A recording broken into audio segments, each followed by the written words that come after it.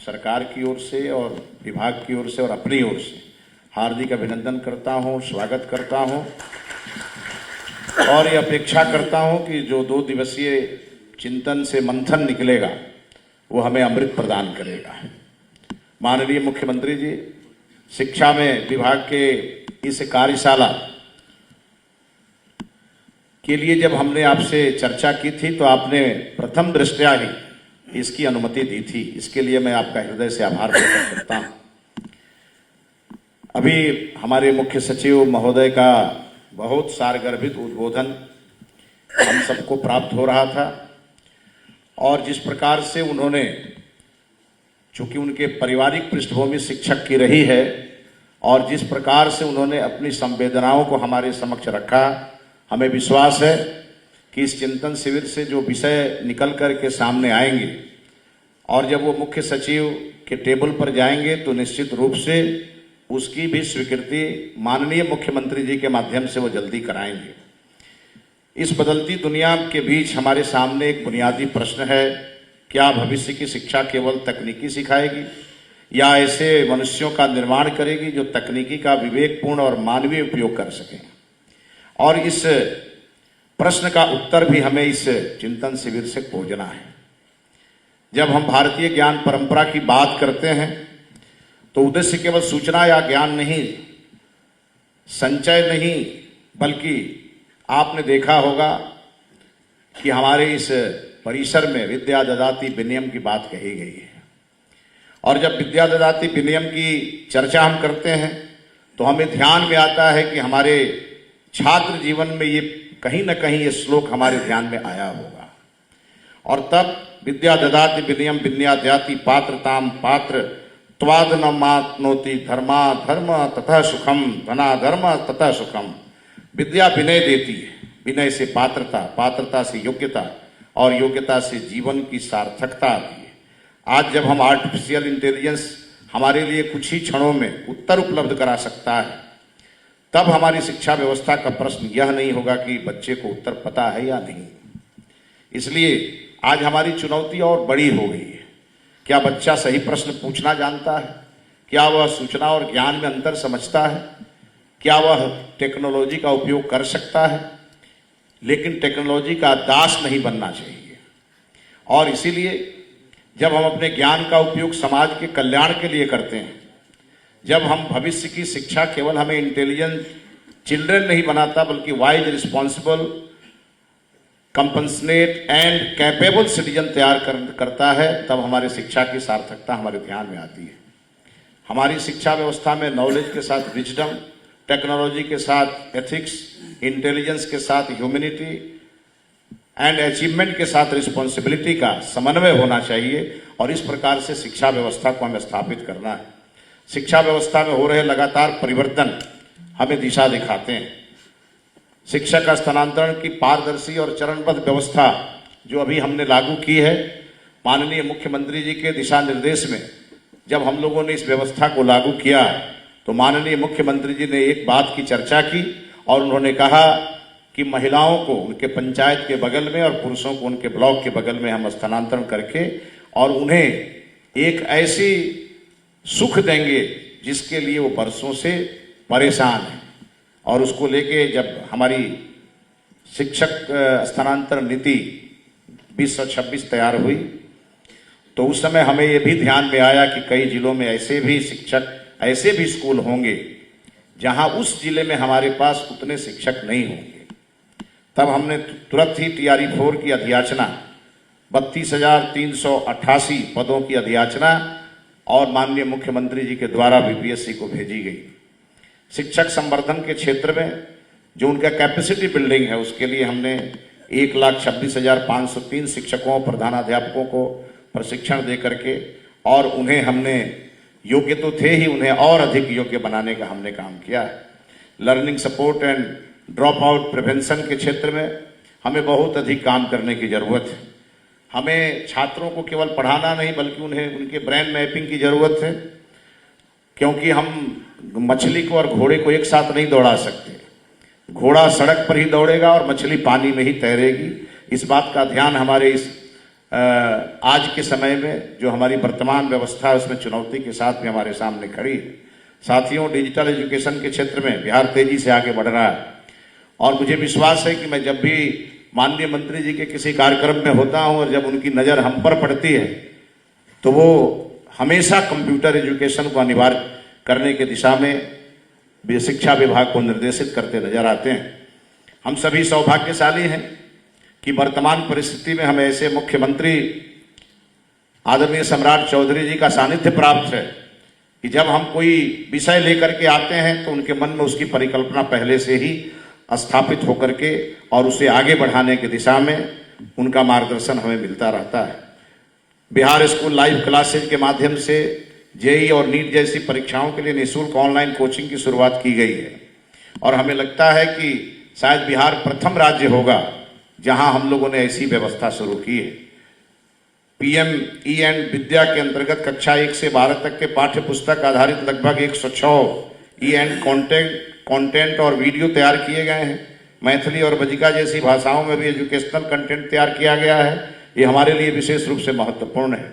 Technology का अर्थ केवल English content नहीं, टेक्नोलॉजी तब इंक्लूसिव बनती है जब वह बच्चे की भाषा में उसके पास पहुंचे और इसीलिए हमारी राष्ट्रीय शिक्षा नीति में ये कहा गया है कि 1 से 5वीं कक्षा तक हमें लोकल लैंग्वेज में पढ़ाना है।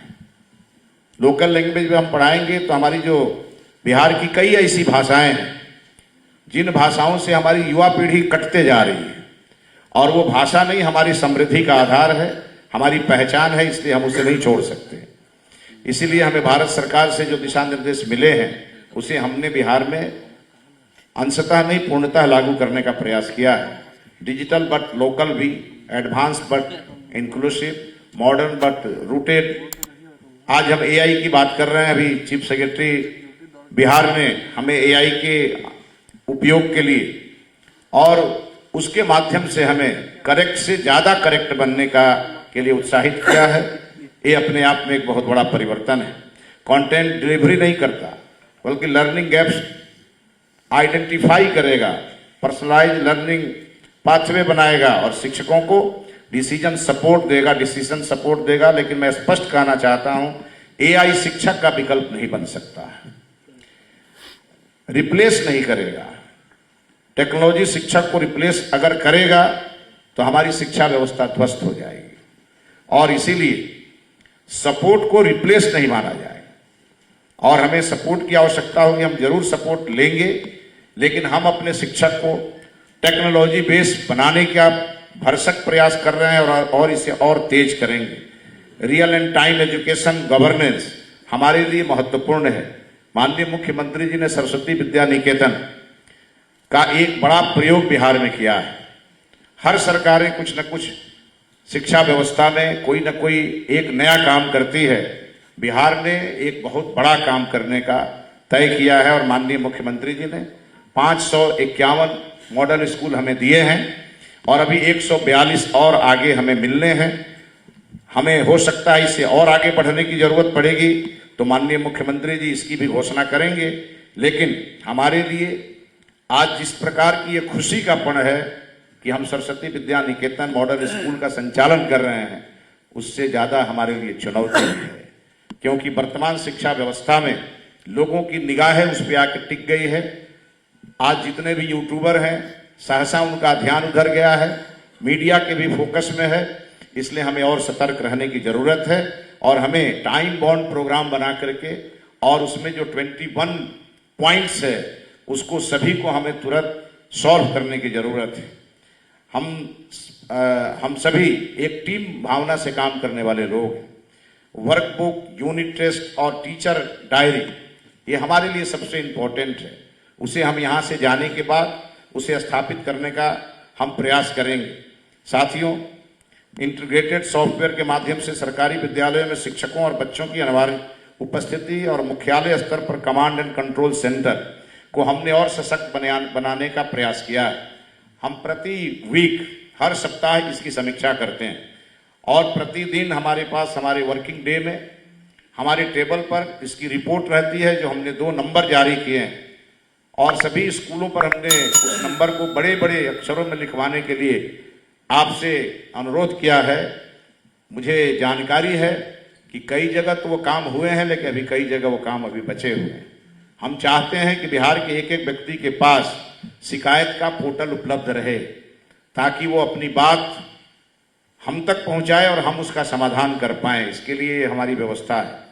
हमने अपने कमांड सेंटर से भी 4 नंबर जारी किए, शिक्षकों को लेकर के, छात्रों को, अभिभावकों को, हर प्रकार की किसी भी समस्या के समाधान के लिए उनके लिए बेहतर ऑप्शन है। इसीलिए शिक्षा केवल क्लासरूम नहीं, हमारे भारतीय ज्ञान परंपरा को बढ़ाने का एक बड़ा प्रयास है। और जब हम यहाँ बैठे हैं तो बिहार में लगभग 2 करोड़ बच्चे स्कूलों में हैं और हमारे 6 लाख शिक्षक भी स्कूलों में हैं, और उनका ध्यान हमारे इस पटना में चल रहे चिंतन शिविर की ओर है। हम जब यहाँ से लौटेंगे तो हमारे लिए एक बड़ा टास्क होगा कि जब हम यहाँ से लौटेंगे और जो हम सब मिल करके यहाँ मंथन करेंगे और जो उससे अमृत निकलेगा, उस अमृत का पान हमें अपने छात्रों के बीच और अपने शिक्षकों के माध्यम से कराने की जरूरत महसूस होगी। मित्रों, चिंतन का उद्देश्य यह है विचार को दिशा देना और दिशा को परिवर्तन में बदलना। हमने कहा चिंतन से परिवर्तन और संकल्प से सिद्धि।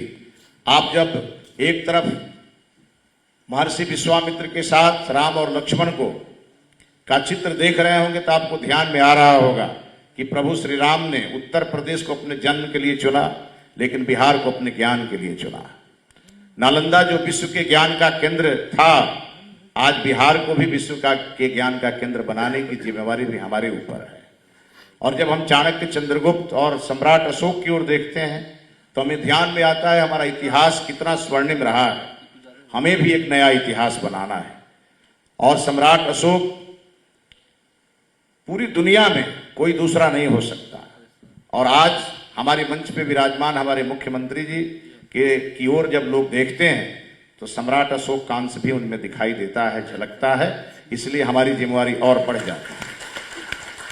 चिंतन, संकल्प, क्रियान्वयन, परिणाम और सिद्धि, ये हम सबको, ये शब्द नहीं, हमारे लिए प्रेरणा भी है, हमारे लिए संकल्प भी है। इसीलिए हम आपसे आग्रह करेंगे कि जब हमारे ऊपर एक बड़ी जिम्मेवारी है 2 करोड़ छात्रों को सही दिशा देना और 6 लाख शिक्षकों को भी संभालना, तो हमने आप सबसे एक अनुरोध किया है। माननीय मुख्यमंत्री जी ने भ्रष्टाचार पर जीरो टॉलरेंस की नीति और माननीय प्रधानमंत्री जी ने इस ओर बहुत बड़ा कदम बढ़ाया है।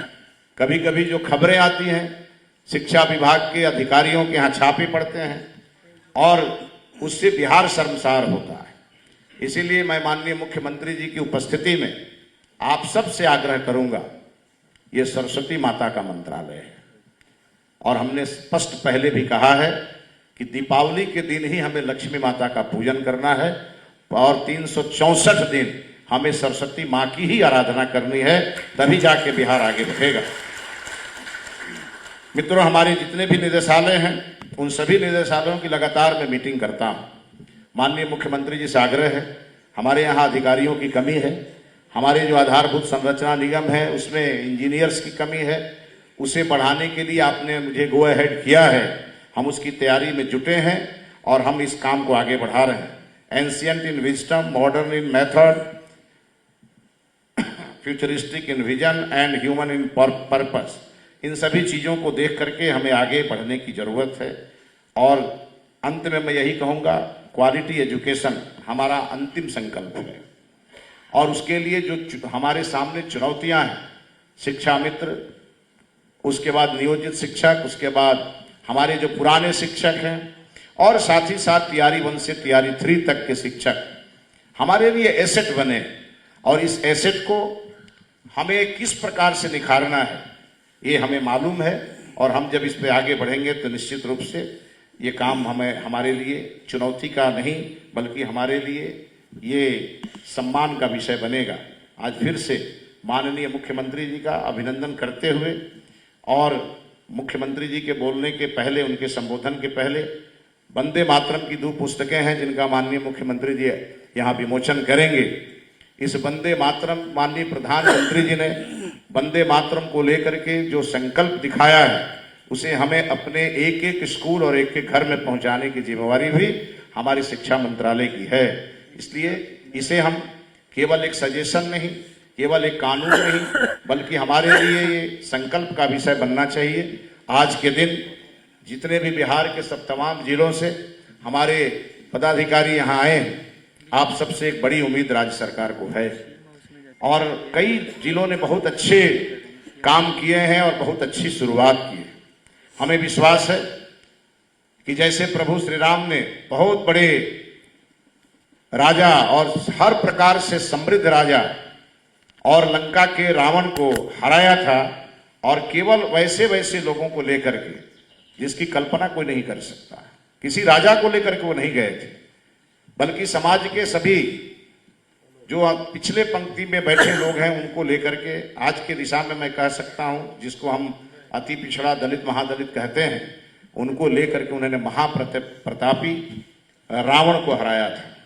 हमें भी अंधकार को हराना है, अज्ञान रूपी अंधकार को हराना है और ज्ञान रूपी प्रकाश को स्थापित करना है। ये तब संभव है जब हमारे बिहार के सभी शिक्षा विभाग के पदाधिकारी उसी संकल्प शक्ति को लेकर आगे बढ़ेंगे, तो निश्चित रूप से हमारा यह सपना साकार होगा। आप सभी का एक बार अभिनंदन करते हुए माननीय मुख्यमंत्री जी के लिए एक बार जोरदार ताली बजा करके, और मुख्यमंत्री जी को यह बताइए कि शिक्षा विभाग ने एक ऊंची उड़ान के लिए अपने हौसले को मजबूत किया है। आप विश्वास रखिए, आपको हम निराश नहीं होने देंगे और बिहार को ज्ञान का केंद्र बना करके रहेंगे। आप सभी का बहुत बहुत धन्यवाद। भारत माता की जय।